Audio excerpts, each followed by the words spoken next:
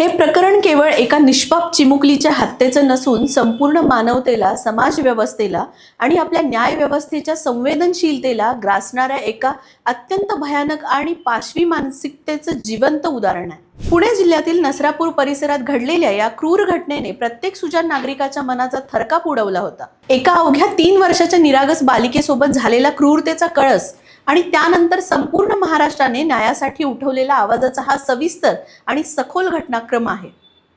नमस्कार, मी अस्मिता आणि आपण बघत आहात अनफिल्टर्ड महाराष्ट्र। पुणे जिल्ह्यातील नसरापूर हा तसा शांत आणि ग्रामीण परिसर। या परिसरातील एका छोट्याशा गावात हे गरीब कुटुंब आपले जीवन जगत होते। कष्ट करून आपल्या कुटुंबाचा उदरनिर्वाह करणारे आई वडील आणि त्यांच्या डोळ्यासमोर खेळणारी, बागडणारी त्यांची अवघ्या 3 वर्षाची चिमुकली, ती त्या घराचा आनंद होती जिने अजून जगाचे नियमही पाहिले नव्हते। नेहमीप्रमाणे एका रात्री हे कुटुंब कष्ट करून आपल्या घरात गाढ झोपले होते। ग्रामीण भागातील घरे बऱ्याचदा साधी असतात, जिथे सुरक्षेचे मोठे कवच नसते। नेमका याच गोष्टीचा फायदा अंधाराच्या आडोशाने एका नराधमाने घेतला। वासनेने अंध झालेल्या एका विकृत व्यक्तीने मध्यरात्रीच्या सुमारास या चिमुकलीच्या घरात प्रवेश केला। आई वडिलांच्या शेजारी शांत झोपलेल्या या निष्पाप जीवाला त्याने अत्यंत चपळाईने आणि शांततेत तिथून उचलले। सकाळी जेव्हा आई वडिलांना जाग आली तेव्हा नेहमीप्रमाणे शेजारी खेळणारी किंवा झोपलेली मुलगी तिथे दिसली नाही। सुरुवातीला वाटले की ती आजूबाजूला कुठे गेली असेल, पण शोध घेऊनही ती सापडत नव्हती। आई वडिलांच्या मनात भीतीचा गोळा आला। त्यांनी संपूर्ण गाव शेजारी पाजारी चौकशी केली। जेव्हा सर्व प्रयत्न अपयशी ठरले तेव्हा हताश आणि घाबरलेल्या अवस्थेत या मातापित्याने नसरापूर पोलीस चौकी गाठली आणि मुलगी बेपत्ता झाल्याची तक्रार दिली। पोलीस प्रशासनाने या तक्रारीचे गांभीर्य तातडीने ओळखले। 3 वर्षाची मुलगी स्वतःहून लांब जाणे अशक्य होतं, त्यामुळे अपघाताचा संशय बळावला होता। पोलिसांनी तात्काळ तपासाची वेगवेगळी पथके तयार केली आणि शोध मोहीम सुरू केली। नसरापूर परिसरातील शेतशिवार, विहिरी, जंगलाचा भाग आणि झाडी झुडपांमध्ये शोध सुरू झाला। दुर्दैवाने काही तासांच्या शोध सत्रानंतर पोलिसांना त्या चिमुकलीचा मृतदेह एका निर्जन ठिकाणी झाडी झुडपांमध्ये अत्यंत छिन्नविछिन्न आणि अंगावरती काटा आणणाऱ्या अवस्थेत आढळून आला। त्या 3 वर्षाच्या बाळावर आधी पाशवी अत्याचार करण्यात आला होता आणि तिने आरडाओरडा करू नये किंवा पकडले जाऊ नये म्हणून नराधमाने तिची गळा दाबून अत्यंत निर्घृणपणे हत्या केली होती। मृतदेह पाहिल्यानंतर उपस्थित पोलिसांच्याही डोळ्यात पाणी आलं। ही बातमी नसरापूर आणि संपूर्ण पुणे जिल्ह्यात वाऱ्यासारखी पसरली।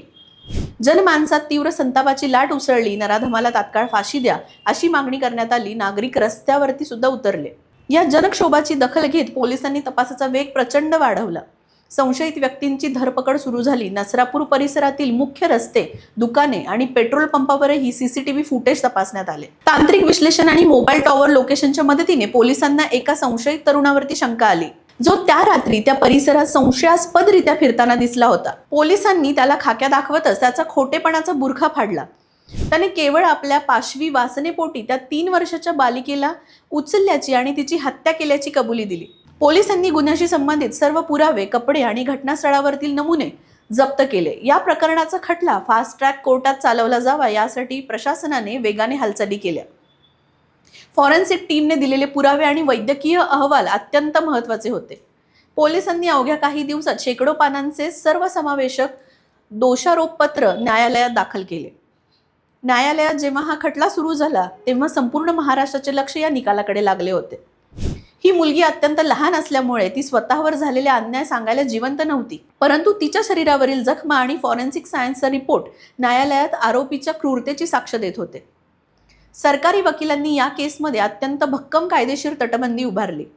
आरोपीच्या डीएनए चाचणीला अहवाल, डीएनए रिपोर्ट पॉझिटिव्ह आला होता, ज्यामुळे तोच या गुन्ह्याचा एकमेव कर्ता आहे हे वैज्ञानिकदृष्ट्या सिद्ध झाले। सरकारी वकिलांनी न्यायाधीशांसमोर युक्तिवाद करताना सांगितले की हा गुन्हा केवळ एक व्यक्तीविरुद्ध नसून संपूर्ण समाजाविरुद्ध आणि मानवतेविरुद्ध आहे।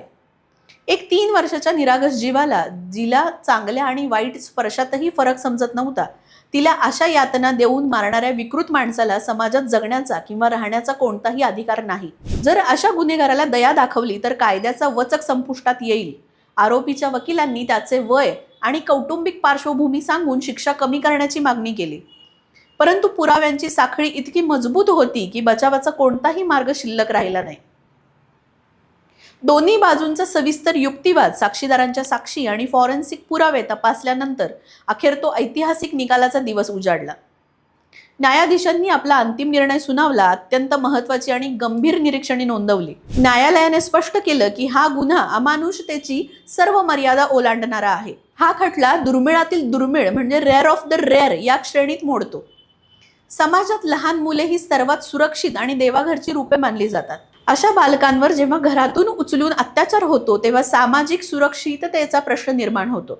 अशा गुन्हेगाराला कोणतीही सहानुभूती दाखवणे म्हणजे पीडितेवरती अन्याय करण्यासारखे आहे. हा सर्व विचार करून न्यायालयाने आरोपीला थेट फाशीची म्हणजेच मृत्यूदंडाची शिक्षा सुनावली. हा निकाल ऐकताना कोर्टात उपस्थित असलेल्या प्रत्येकाच्या डोळ्यात अश्रू होते, पण एक आंतरिक समाधानही होते की त्या पीडित चिमुकलीला आणि तिच्या कुटुंबाला न्याय मिळाला. नसरापूरच्या या घटनेने आणि न्यायालयाने दिलेल्या या कठोर निकालाने समाज म्हणून आपल्यासमोर काही गंभीर प्रश्न उभे केले आहेत.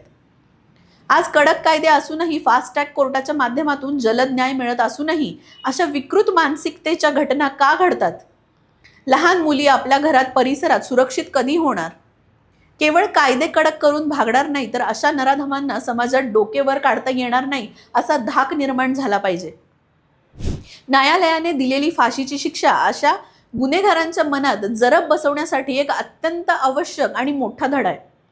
या संपूर्ण प्रकरणाचा तपास ज्या तत्परतेने पोलिसांनी केला, फॉरेन्सिक टीमने वेळेत अहवाल दिला आणि न्यायालयाने विनाविलंब जलद गतीने न्यायदान केले, हे खरोखरच कौतुकास्पद आहे. या निकालामुळे त्या चिमुकलीचे गेलेले प्राण तर परत येणार नाहीत किंवा तिच्या माता पित्याचे दुःख कधीही कमी होणार नाही, पण त्यांच्या मनात कायद्याविषयी आणि न्याय व्यवस्थेविषयी एक विश्वास नक्कीच निर्माण झाला असेल आणि नराधमाला त्याच्या कर्माची योग्य ती शिक्षा मिळाली याचे समाधान मिळाले असेल. अशाच विश्लेषणात्मक व्हिडिओसाठी आपल्या चॅनलला सबस्क्राईब करायला विसरू नका. तसेच व्हिडिओला लाईक आणि शेअरही करा. धन्यवाद.